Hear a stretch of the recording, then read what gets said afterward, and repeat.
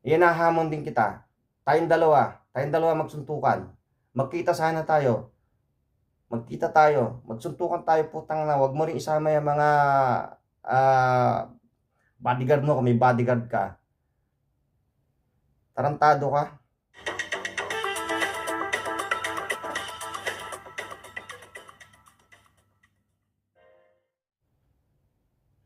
Kamusta po mga sir, mga ma'am? Kamusta po kayong lahat?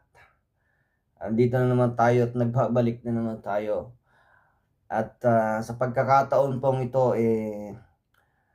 may iko-komento na naman ako sapagkat may napanood ako na isang video na naman ni Mr. Leo Francis Marcos. At mukhang nagmamagaling na naman tong tao na to eh. Etong mga kanya pong sinasabi o pinupuna dito ay yung mga nangyayari dyan sa ating bayang Pilipinas, sa mga nangyayari ngayon. Dahil po dyan sa paghuli kay Kibuloy na isang ewan kung anong klaseng tao rin yan, lintik na yan. At sa kanyang mga dahil sa kanyang mga ginawa nagkakagulo-gulo tuloy yung mga Pilipino. Ito mga sir, mga ma'am. Itong sinasabi ni Francis Leo Marcos dito. Hinahamon niya kasi si General Torre. Dahil nagmamagaling daw si General Torre dahil nga doon sa paglusob, pagpasok nila doon sa kampo ni Kibuloy, merong mga namatay. So, ang dito sinisisi ni Francis Leo Marcos itong si General Torre dahil sa mga ginawa nila na paglusob may mga namatay. So sinisisi niya dito si General Torre. Panoorin natin tong kanyang mga sinasabi dito. Panoorin natin. Pag ba nag-serve ka ng warrant, dapat ba may mamatay para maipakita mong matapang ka, General? Abay, kung talagang matapang ka, huwag mong gamitin yung pagka-general mo. Halika, tayong dalawa, magsuntukan tayo. Huwag mong gamitin yung pagka-general mo. Huwag kang gagamit ng pulis. Tayong dalawa lang. Kung talagang matapang ka. Kailangan ba pag nag-serve ka ng warrant, kailangan may mamatay na inosente? Kailangan may mamatay na sibilyan? Para ipakita mong matapang ka. Para ipakita mong, dapat kang masunod. Don't play God. Ngayon, kung wala ka rin nahuli at may casualty din, hindi ko malaman, General, kung op-op ka o talagang pasikat ka lang. Pag ba nag-serve ka ng warrant, dapat ba may mamatay para maipakita mong matapang ka, General? Abay, kung talagang matapang ka, huwag mong gamitin yung pagka-general mo. Halika, tayong dalawa, magsuntukan tayo. Huwag mong gamitin yung pagka-general mo. Huwag kang gagamit ng pulis. Tayong dalawa lang. Kung talagang matapang. Kita niyo po, katarantaduhan ng tao na yan. Tayong dalawa, magsuntukan. Maghapon, magdamag. Basta tayong dalawa lang, huwag mong isasama yung mga bodyguard mo. Ahamunin mo yung tao na ginagawa nila yung trabaho nila. Ahamunin niya yung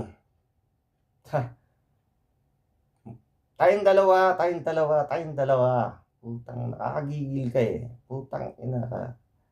Nakakagigil ka. Hindi ako sanay, ayaw ko magmura pero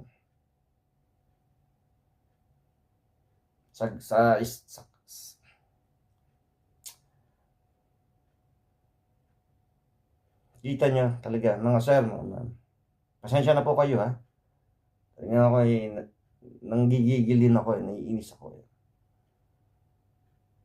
Imbis manawagan sana kayo na magkaisa ang mga mamamayang Pilipino. Hindi tayo dapat mag-away-away, maglaban-laban. Ayusin natin. Pero bakit, ano yung ginagawa niyo, puta? So yan naman po, ako po ay nananawagan dyan sa mga supporters ni Kibuloy. Kausapin niyo po ang inyong pastor. Lumabas na po siya at harapin niya kung ano man yung mga inaakusa sa kanya. Kung walang katotohanan talaga at talagang totoong wala siyang ginawang kasalanan, kakampi niya ang Diyos. Huwag siyang matakot. Kung siya man ay makulong, kasama niya ang Diyos. Bakit siya matatakot? Kung totoong wala siyang ginawang mali. Nagtatago. Ibig sabihin talagang meron kang ginawang mali sa batas ng tao at batas ng Diyos. Paano mo mapatunayan na wala kang ginawang mali kung hindi ka lalabas? Hindi mo harapin ang kaso mo. Umarap ka. Para wala nang madami ng mga taong, mga Pilipino na sasaktan dahil sa kagagawan mo. Yung mga naniniwala sa'yo, ayan, napapahamak sila dahil sa'yo. Sinasakripisyo mo sila samantalang ikaw anong ginagawa mo. Dapat ikaw ang magsakripisyo para sa kanila dahil ikaw ang pinuno nila. Kung talagang ikaw, makadiyos ka talaga. Huwag kang matakot mamatay para sa kanila. Matakot kang mamatay. Sila na nagtatanggol para sa'yo. Doon ka matakot. Ikaw, dapat lumabas ka. Magpakita ka, harapin mo ang kaso mo. Para hindi nasasaktan yung mga sumusuporta sa'yo. Walang taong sasaktan. Kibuloy, sana marinig mo yan. Lumabas ka dahil nagkakagulo-gulo na ang mga Pilipino dahil sa'yo. Imbis na magkaisa, ang nangyayari, nagkakagulo-gulo, naglalaban-laban na. Ang bihira yan. So yan po sa mga supporters po ni Pastor Kibuloy. Huminahon po kayo. Hayaan nyo pong gawin ng mga pulis yung kanilang trabaho. Hindi naman po kayo sasaktan ng mga yan eh. Dahil hindi naman po kayo ang kanilang hinuhuli. Meron po silang hinahanap na tao. At kailangan po nilang gawin yung kanilang trabaho na inutos sa kanila ng korte. Dahil nasa batas po yan. Hayaan po natin sila. Huwag po nating pigilan. At kung alam nyo po kung nasaan si Kibuloy, kausapin nyo na po na lumabas siya. Dahil sinusuportahan nyo naman. Maraming sumusuporta sa kanya. Hindi naman siya nag-iisa. Hindi naman siya mamamatay. Hindi naman siya papatayin. Hindi naman siya sasaktan. Dahil kapag ginawa ng mga pulis sa kanya yon, siya isinaktan. At siya pinatay. Yun talaga. Magkakagulo talaga. Doon ako maaaring sasang-ayon sa inyo pag ginawa ng mga pulis yun. Pero depende yan. Kung hindi maglalaban siya. Kapag siya nang laban at nauna siyang nanakit, ay siguro naman kailangan gumanti ng mga pulis. So, ayan, mga kababayan, mga kaibigan, mga kapatid, iisa po ang ating paniniwala para sa Diyos. Kaya po, huwag po tayong mag-away-away sana.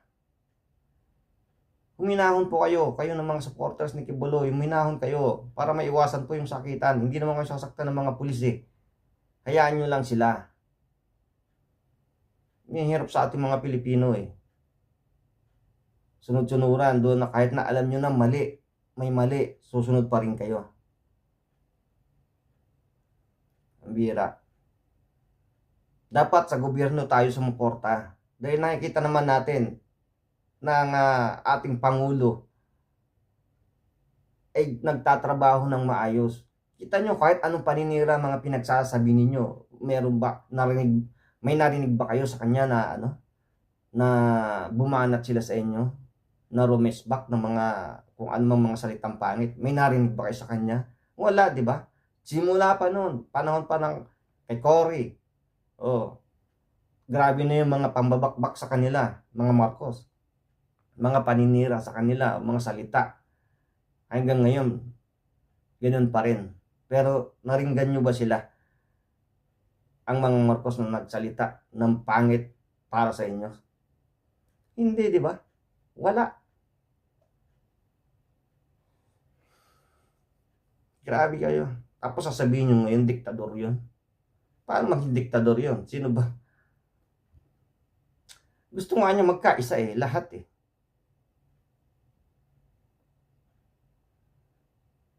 Yung panawagan ko po sa lahat ng mga Pilipino, uminahan po tayo, magkaisa po tayo, huwag po tayo mag-away-away. Iyan pong awayin natin, yun ang agaw ng teritoryo natin. Yun ang ating garahin. China, yan ang lusubin natin kung gusto ninyo ng gera. Sarili nyong inang bayan na sinilangan, kayo sisira. Pambira kayong mga Pilipino kayo. So yun lang po, maraming salamat po.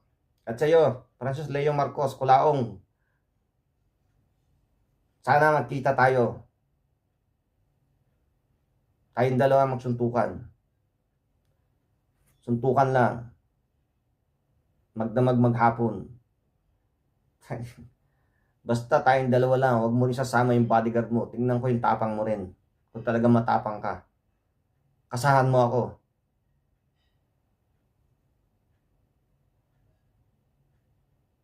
Yun lang po, mga sir, mga ma'am.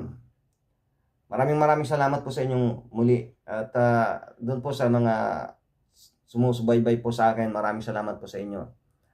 Pasensya na po kayo sa akin mga content kung ano-ano lang po yung mga napapanood. At po, libangan ko lang po. Libangan ko lang. Pero maraming salamat po sa inyo ng mga nanonood at nag-subscribe. Maraming salamat po sa inyo mga naniniwala sa akin. Mabuhay po kayo. At pagpalain pa po kayo. Ingat po kayong lahat.